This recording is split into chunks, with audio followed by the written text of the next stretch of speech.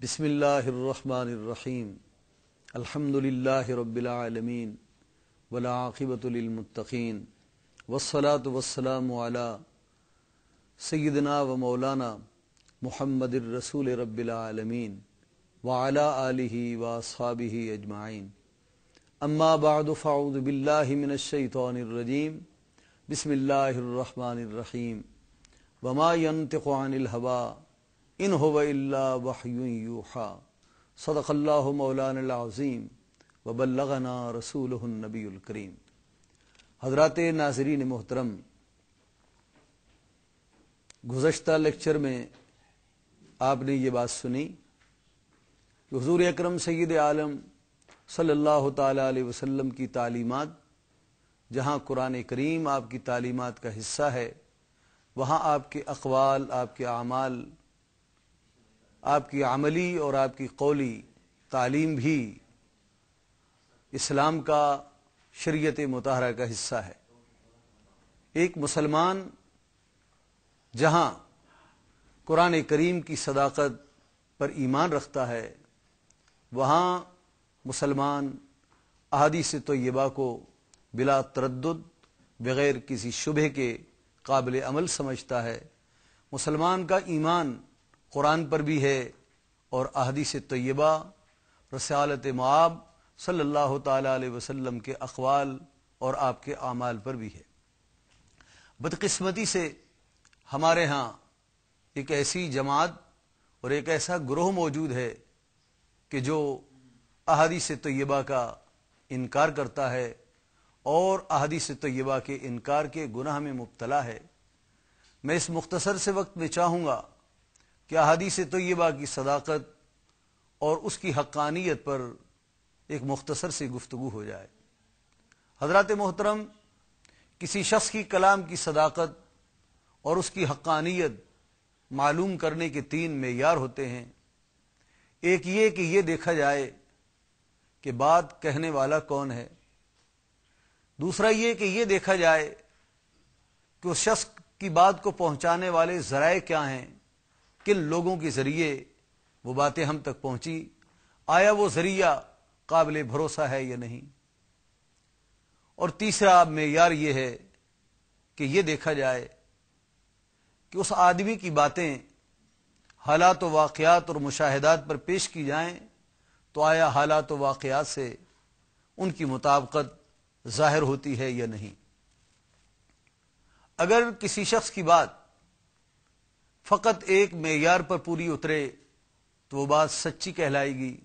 لیکن احادیث طیبہ کا معاملہ یہ ہے کہ الحمدللہ تینوں کے تینوں معیار احادیث طیبہ میں بدرجہ اتم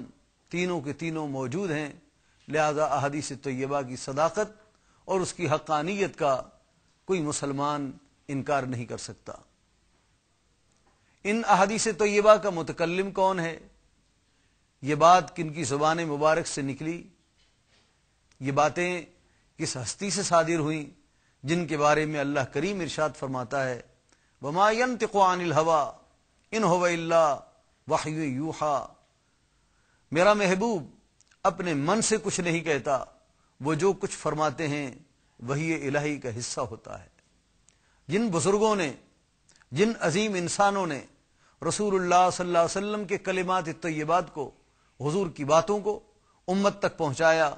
وہ لوگ کون ہیں؟ وہ اس امت کے سب سے بہترین لوگ ہیں، اس امت کے زاہدین ہیں، عابدین ہیں، عظیم انسان ہیں، جن کے بارے میں رسول اللہ صلی اللہ علیہ وسلم نے فرمایا خیر القرون قرنی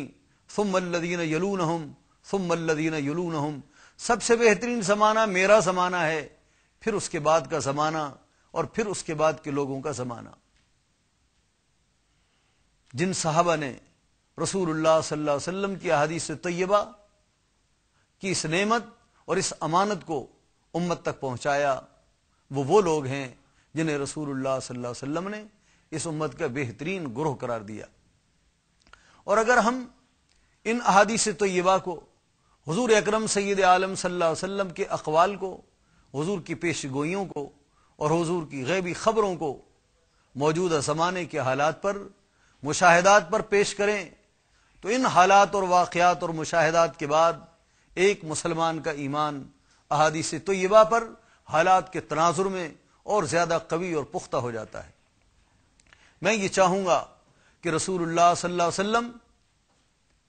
کی وہ احادیث طیبہ جن کی حیثیت غیبی خبروں کی ہے، پیش گوئیوں کی ہے، میں اس کا کچھ نمونہ آپ ناظرین کے سامنے پیش کر سکوں۔ حضرات محترم، رسول اللہ صلی اللہ تعالی علیہ وسلم کی وہ غیبی خبریں اور وہ پیش گوئیاں جو آپ نے امت کو عطا فرمائیں، ہم ان کو 3 قسموں میں تقسیم کر سکتے ہیں۔ ایک وہ پیش گوئیاں کہ جن کی صداقت کو عہد رسالت میں دیکھا گیا، اور دوسری وہ احادیث طیبہ جن کی صداقت دور صحابہ میں ظاہر ہوئی، اور تیسری وہ احادیث طیبہ اور وہ غیبی خبریں جن کی صداقت کو آج ہم ان حالات کے تناظر میں دیکھ رہے ہیں، ملاحظہ کر رہے ہیں۔ وہ احادیث طیبہ کہ جو رسول اللہ صلی اللہ علیہ وسلم کے عہد مبارک میں پیش آئیں، یوں تو بہت زیادہ ہیں۔ حضور اکرم سید عالم صلی اللہ تعالی علیہ وسلم نے غزوہ بدر کے موقع پر رات کے وقت میں آپ نے زمین پر کچھ لکیریں لگائیں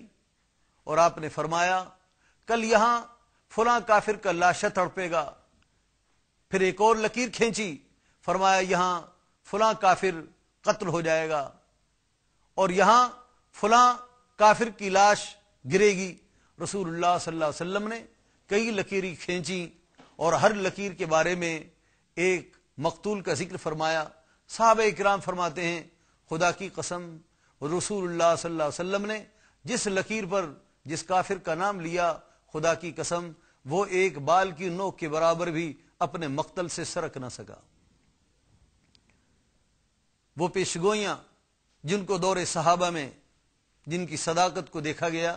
مثال کے طور پر رسول اللہ صلی اللہ علیہ وسلم نے فرمایا میرے بعد خلافت 30 برس تک ہے۔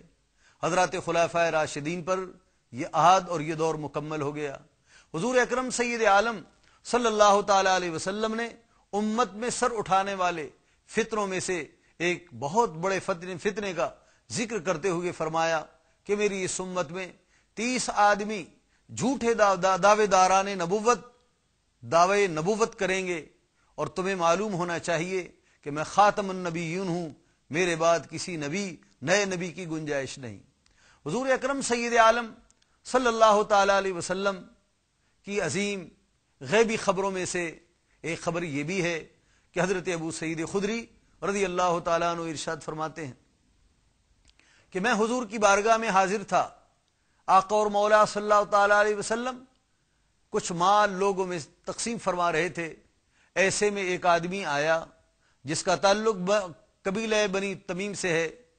اس کا نام ذوالخویسرہ ہے۔ فرمایا اس کی آنکھیں دبی ہوئی تھیں، اس کی گالیں ابھری ہوئی تھیں، وہ سر سے گنجا تھا، اس کی داڑھی گھنی تھی۔ وہ حضور کی بارگاہ میں آ کر کہنے لگا اعدل یا رسول اللہ، اے اللہ کے رسول عدل و انصاف فرمائیے۔ حضور اکرم سید عالم صلی اللہ علیہ وسلم نے فرمایا تجھ پر افسوس، اگر میں عدل و انصاف نہیں کروں گا تو کون کرے گا؟ حضرت فاروق اعظم رضی اللہ عنہ نے جب اس کی گستاخی کو دیکھا کہ یہ شخص ایک طرف اللہ کا رسول بھی کہہ رہا ہے اور دوسری طرف حضور کی گستاخی بھی کر رہا ہے، تو ایسے میں ان سے رہا نہ گیا اور انہوں نے عرض کیا یا رسول اللہ اگر اجازت دیں تو میں اس گستاخی گردن اڑا دوں۔ حضور اکرم سید عالم صلی اللہ علیہ وسلم نے فرمایا عمر رہنے دو، اس کا ہم خیال ان قریب ایک جتھا اور ایک گروہ پیدا ہونے والا ہے۔ اے عمر، تم اپنی نمازوں کو اور تم اپنے صدقات کو اور اپنے روزوں کو ان کی نمازوں اور روزوں کے آگے حقیر سمجھو گے۔ وہ قرآن پڑھیں گے لیکن حلق سے نیچے نہیں اترے گا، وہ اسلام کا نام لیں گے لیکن اسلام سے ایسے نکل جائیں گے جیسے تیر شکار سے نکل جاتا ہے۔ اور پھر فرمایا اس جتھے کی علامت یہ ہے، اس گروہ کی علامت یہ ہے کہ اس کا سرغنا کالے رنگ